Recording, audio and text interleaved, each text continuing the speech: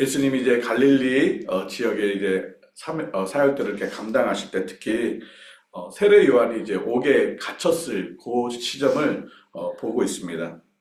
마태복음 11장 2절에서는 이때 세례 요한이 옥에 갇혔다라고 명확하게 지금 보여주고 있고, 옥에 갇혔기 때문에 세례 요한이 직접 예수님 앞에 묻지 못하고 예수님께 자신의 제자들을 보내어서 하나님께서 약속하셨던 그 메시아, 그분이 당신인지 아니면 우리가 다른 메시아를 기다려야 될 것인지를 예수님께 물어보는 장면이 오늘 등장하고 있습니다. 물론 이미 세례 요한은 예수님이 하나님께서 보내실 그 어린 양이라고 한번 예수님에 대해서 분명히 선언은 했습니다. 그럼에도 불구하고 오늘 이와 같은 그 질문을 다시 예수님께 하는 이유는 무엇일까요? 세례 요한은 정말 그가 기다렸던 그 메시아는 그 알곡과 쭉정이 이렇게 갈라놔서 그 메시아가 와서 정말 죄인들을 구원하시는 그런 어떤 메시아에 대한 기대감이 있었습니다. 또 하나는 이 로마의 그 압제 속에서 우리를 자유케 하실 그 예수, 그 메시아를 기다렸던 것입니다. 그 당시에 많은 유대인들은 그와 같은 기대감이 있었습니다. 이 로마의 압자에서 빨리 우리가 해방될 수 있는, 자유함을 얻을 수 있는 것은 하나님이 약속하셨던 그 메시아가 오면 우리는 이렇게 자유함을 얻을 수 있다라고 그렇게 생각을 하고 있었던 것입니다. 그래서 의인들은 구원하시고 그 악한 것들은 하나님이 심판하시는 그런 어떤 심판주로 메시아를 기다렸던 것이 세례 요한뿐만 아니라 그 당시에 많은 사람들이 그렇게 생각을 하고 있었습니다. 그렇기 때문에 세례 요한은 20절에 자기의 제자들을 예수님께 보내서 정말 우리가 기다리고 있는 그 메시아가 당신입니까? 아니면 우리가 다른 메시아를 기다려야 될까요? 그렇게 예수님에서 질문을 하고 있습니다. 무엇을 의미하고 있냐면 세례 요한조차도 정말 하나님이 메시아, 그 메시아에 대한 그 생각들, 그것이 그 환경과 그 상황 속에서 메시아에 대한 오해적인 부분이 있었다는 것을 보여주고 있습니다.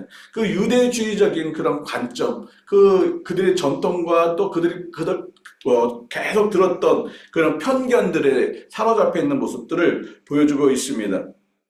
그때 예수님께서 그 질문에 뭐라고 대답하고 계십니까?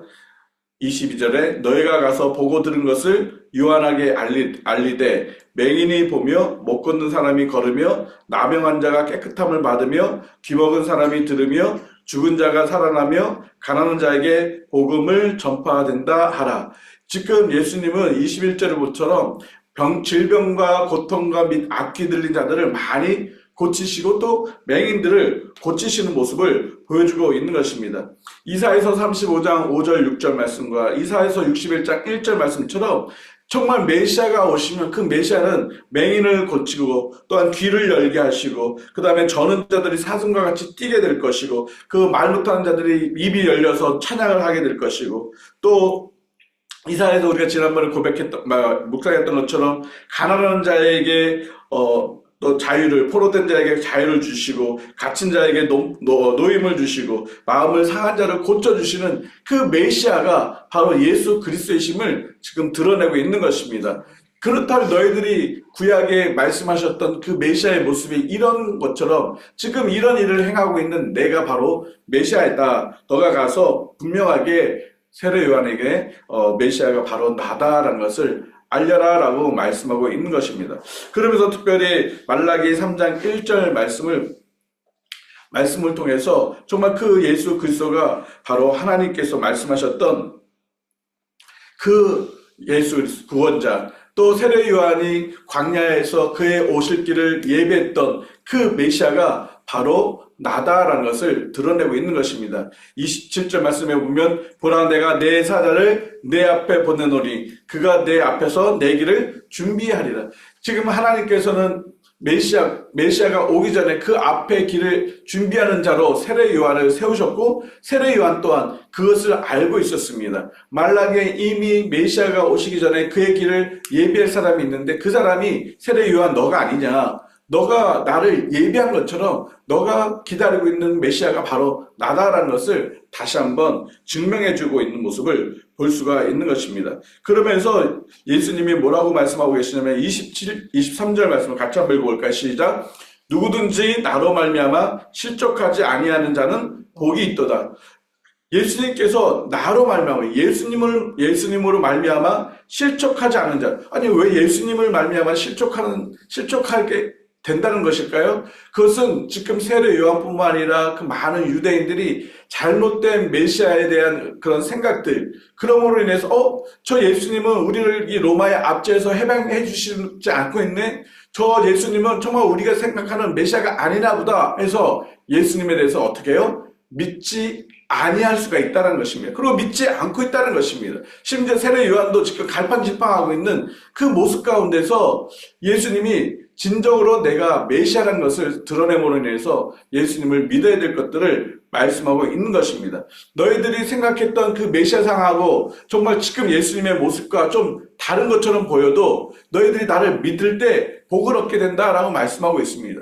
왜 예수님이 이렇게 유대인들 특히 세례 요한까지도 혼란스럽게 되었을까요? 그것은 예수님이 가난한 자들과 또한 죄인과 세리들과 함께 그들을 돌보는 것을 했지 이 압제 속에서 우리를 해방하려고 하는 그런 모습은 전혀 보이지 않았기 때문에 이와 같은 오해를 가지고 있었던 것입니다. 세례 요한의 제자들이 예수님이 바로 그 메시아 구원자라는 것을 듣고 어떻게 합니까? 그가 다시 세례 요한에게 나아가서 정말 세례 요한 당신이 우리에게 질문한 것처럼 그 예수님이 바로 하나님께서 말씀하셨던 그 메시아입니다라는 것을 전하게 되는 모습을 보게 됩니다. 그러면서 많은 사람들한테 말하고 있습니다. 너희들이 진정 믿고 너희들이 정말 광야에 나가서 세례 요한을 만나는 그 참된 목적이 무엇이느냐? 단순히 그 세례 요한만을 만나기 위한 것이냐? 그것이 아니라는 것입니다. 정말 그들이 광야를 나가서 세례 요한을 통해서 무엇을 그들이 기대하고 또 갈망하고 기다려야 하는 것입니까? 바로 메시아인 것이었습니다. 세례 요한을 통해서 메시아의 오심을 기다리는 거였고 그 메시아가 예수 그리스도가 오셨기 때문에 이제는 예수 그리스도를 믿는 것이 그들의 모습인 것입니다. 세례 요한은 예수님의 길을 예비한 자라고 말씀했고 그 세례 요한은 그 많은 선지자들보다 더 뛰어난 선지자라고 예수님이 증거하고 있습니다. 왜 세례 요한이 그 구약의 많은 선지자들보다 뛰어난 사람이었을까요? 그 구약의 많은 선지자들은 그냥 막연하게 예수 그리스도에 대한 그런 길을 예비하고 또한 알려준 것만으로 끝났지만 세례 요한은 직접적으로 그 예수 그리스도가 누군지를 증거하고 있는 모습을 보여주고 있기 때문에 예수님이 뭐라고 말씀하고 계십니까? 28절처럼 이 여자가 낳은 사람들 중에 세례 요한보다 큰 자가 없다라고 말씀하셨던 이유는 바로 세례 요한이 직접 예수 그리스도의 길을 예비했던 그런 선지자이기 때문에 많은 선지자들보다도 더 크고 훌륭한 자다라고 26절에도 동일하게 세례 요한을 칭찬하고 세례 요한을 이렇게 높이는 모습을 볼 수가 있습니다. 그만큼 세례 요한의 역할을 세례 요한은 자신이 보내심의 그 역할들을 충분히 잘 감당하고 있음을 예수님도 그를 증거하고 있고 그를 존귀히 여기고 있는 모습을 볼 수가 있는 것입니다. 그러나 28절 후반절에 그러나 세례 요한보다 큰 자가 이 세상에 없다. 여자가 낳은 자 중에 이 세상에 세례 요한보다 큰 자가 없다라고 말씀하고 있습니다. 여자가 낳은 자라는 이 표현은 반대적으로 하나님 나라라는 의미를 가지고 있습니다. 하나님의 나라와 반대되는 개념을 가지고 있습니다. 여자가 낳았다는 것은 땅 위에 있는 그런 어떠한 사람들이라는 표현입니다. 그렇다면 하나님 나라에서 지극히 작은 자가 땅에서 낳았던 이 세례 요한보다도 더 크다라고 하신 이유가 무엇입니까? 세례 요한은 실질적으로 예수 그리스도의 십자가의 죽으심을 보지 못했습니다. 그러나 하나님의 나라의 그 백성들은 어떠한 사람들입니까? 예수 그리스도의 십자가를 경험하고 성령의 인치심을 경험했던 사람들을 의미하고 있습니다. 그렇기 때문에 세례 요한이 경험하지 못했던 그 하나님의 그 놀라운 은혜, 성령님의 그 크신 은혜들을 하나님의 백성들은 경험했기 때문에 그것이 크고 놀랍다는 것이지 어떤 신분의 차이와 위치의 차이를 말하는 것이 아닙니다. 우리가 하나님을 만남으로, 예수 그리스도를 만남으로 우리가 하나님의 그 자녀되는 그 은혜가 얼마나 큽니까? 성령의 인치심으로 우리가 주 예수 그리스도를 주로 고백했던 그 고백이 우리에게 얼마나 큰 축복입니까? 세례 요한도 경험하지 못했던 것들을 하나님의 자녀들, 하나님의 백성인 우리들은 경험했습니다. 그렇기 때문에 그 은혜와 축복이 세례 요한이 받았던 것보다 더 크고 또 귀한 것을 지금 예수님은 말씀하고 있는 것입니다. 그런데 많은 사람들은 이 예수님에 대해서 어떻게 합니까? 예수님을 믿는 사람도 생기지만 예수님을 믿지 않는 사람도 있습니다. 29절에 보니까 모든 백성과 세리들은 이미 요한의 세례를 받은지라 이 말씀을 듣고 하나님을 의롭다 하되, 그 세례 요한을 통해서 이미 세례를 받은 사람들, 그들은 이제 메시아를 기다리는 그런 사람들입니다. 그러나 지금 예수님이 전하는 이 말씀을 듣고 정말 다시 한번 하나님을 의롭다 여기는 그런 믿음의 모습들을 하는 사람도 있지만 30절에 바리새인과 율법 교사들은 그의 세례를 받지 않고, 세례 요한의 세례도 받지 아니하고 그들 자신을 위한 하나님의 뜻을 뭐 했습니까? 저버렸다는 것입니다. 분명히 예수 그리스도께서 좀 세례 요한이 누군지를 증명하셨고, 뿐만 아니라 세례 요한이 증명하고 있는 그 메시아가 바로 예수 그리스도라는 사실을 증명해주고 계심에도 불구하고 바리새인들과 율법자들은 하나님의 뜻을 저버리는 것입니다. 그런데 바리새인들과 율법자들은 어떤 사람들입니까? 자신들이 하나님의 율법을 가장 잘 지킨다고 생각하는 사람들입니다. 그럼에도 불구하고 하나님의 뜻을 저버리고 있다는 것입니다. 우리가 종교 행위로 또 종교적인 삶을 통해서 나 하나님 잘 믿어, 정말 나 믿음 생활 잘한다고 하지만 진정으로 하나님의 뜻을 저버리는 사람들, 어떤 사람입니까? 예수 그리스도를 온전히 믿음으로 고백하지 않는 사람, 예수 그리스도께서 우리에게 주신 하나님의 말씀에 온전히 순종하지 않는 사람들을 의미하고 있다는 것입니다. 그런 사람들을 비유로 예수님이 말씀하고 있습니다. 두 가지 비유를 32절에 하고 있습니다. 아이들이 장터에 앉아서, 그러니까 시장에 앉아서 놀고 있습니다. 근데 두 가지 그 놀이를 하고 있습니다. 우리가 흔히 말하는 소꿉놀이처럼 놀이를 하고 있는데, 하나의 놀이는 무엇입니까? 결혼식 놀이를 하고 있습니다. 결혼식에 너무 기뻐서 축하하고 노래를, 이렇게 나팔을 불러서 노래를 하고 또 피리를 불어서 이렇게 춤춰야 되는데, 정말 축제 같은 그런 결혼식장에서 축제가 있는데 뭘 하지 않습니까? 춤을 추지 않는다는 것입니다. 정말 기쁨의 자리에서 기뻐하지 않고 그냥 그 기쁨을 그냥 잃어버린다는 것입니다. 또 한 사람은 무엇입니까? 곡을 한다는 것입니다. 지금 장례, 그러니까 결혼식의 어떤 놀이, 또 하나는 장례 놀이를 하고 있습니다. 장례 때 뭐 합니까? 슬퍼서 곡을 해야 합니다. 근데 곡을 해야 될 그 슬픔 속에서도 울지 않는 그런 모습들을 보여주고 있는 것입니다. 무엇을 의미하고 있는 것입니까? 세례 요한이 회개의 세례를, 회개의 그 복음을 외쳤습니다. 그래서 심판을 외쳤을 때 우리가 어찌할꼬 회개하고 돌이키는 곡해야 될 것인데도 불구하고 세례 요한의 그 복음 앞 회개의 그 세례를 받지 않는다는 것입니다. 그래서 그 세례 요한을 뭐라고 또 이야기하고 있습니까? 33절에 보니까 세례 요한이 와서 떡도 먹지 아니하고 포도주도 마시 아니하고 정말 절제되고 금욕적인 그런 모습으로 회개의 세례를 외치고 복음을 외쳤는데 믿지 않는다는 것입니다. 또 반대로 장터에서 결혼식에서 피리를 불어서 정말 축제 같은 그런 기쁨을 하는데도 춤을 추지 않는다는 것입니다. 예수 그리스도께서 오셔서 천국 복음, 생명 복음을 전했음에도 불구하고 그 복음 앞에 기뻐하고 정말 춤춰야 되고 정말 감사해야 되는데도 불구하고 사람들이 그 예수 그리스도를 받아들이지 않는다는 것입니다. 그래서 34절에 그 예수 그리스도를 뭐라고 하고 있습니까? 이제 예수님은 먹고 마시는 것을 좋아하는 사람이다. 먹기를 탐하고 포도주를 즐기하는 사람이고 세리와 죄인과 함께하는 사람이다. 도리어 예수 그리스도를 배척하는 모습을 보여주고 있습니다. 누가 그랬습니까? 바리새인들과 율법사들. 자기들이 종교심을 가지고 율법을 잘 지키고 한다고 했던 이 사람들이 도리어 그와 같은 악행을 저지르고 있는 모습을 보여주고 있는 것입니다. 우리의 삶 속에서도 정말 예수 그리스도에 대한 온전한 믿음, 바른 믿음이 있어야 합니다. 예수 그리스도는 이 땅에 우리에게 복을 주시기 위해서 오신 것이 아니라 우리의 죄를 용서해 주시고 우리를 하나님의 자녀로 살려주시기 위해서 이 땅에 오신 것입니다. 그것이 예수 그리스도가 메시아라는 사실을 우리에게 알려주셨고 이미 그 예수 그리스도를 우리가 믿게 되었습니다. 그렇다면 우리가 그 예수 그리스도를 믿는 그 믿음으로 이제는 세상에 나아가서 그 예수 그리스도를 증거해야 하는 것입니다. 그래서 35절에 지혜는 자기의 모든 자녀로 인하여 옳다함을 얻느리라. 지혜를 지금 은유하고 있습니다. 누구를 은유하고 있습니까? 바로 예수 그리스도를 은유하고 있습니다. 참 진리이신 예수 그리스도를 누가 증거합니까? 예수 그리스도의 자녀들, 모든 자녀들이 예수 그리스도를 증거하게 된다고 말씀하고 있습니다.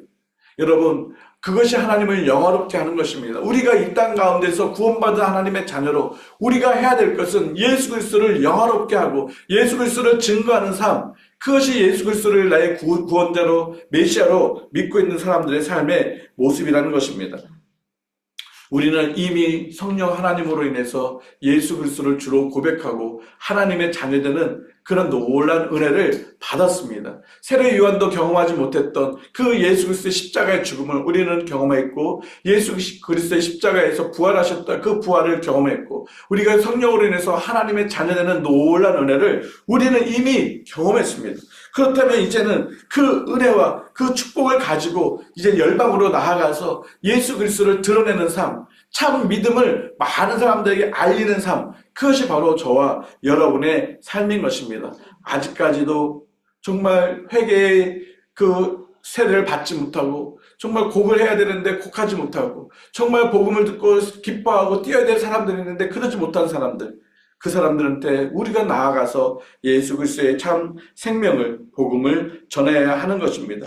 바리새인들, 서기관들은 자신의 생각에 따라 이랬다 저랬다 하는 일관성도 없는 그런 삶의 모습을 살고 있었습니다. 그냥 종교생활만 하는 것입니다. 그러나 우리는 종교생활이 아니라 나를 위해 이 땅에 오신 구원자 예수 그리스도 참 메시아인 그 예수 그리스도를 나의 삶의 주인으로 모시고 그 예수 그리스도를 이제 담대하게 또 자랑스럽게 전하는 그런 삶, 그런 삶이 저와 여러분의 삶이 되어야 할 것입니다. 오늘도 우리가 누구를 만나든지 어느 곳에 가든지 정말 하나님께서 우리에게 주신 그 예수 그리스도를 온전히 전함으로 인해서 정말 우리의 삶이 참 복이 바로 예수님과 함께하는 삶이라는 것을 드러낼 수 있는 그런 복된 삶이 되기를 예수 그리스도의 이름으로 축복합니다. 자, 같이 한번 기도하기 원합니다.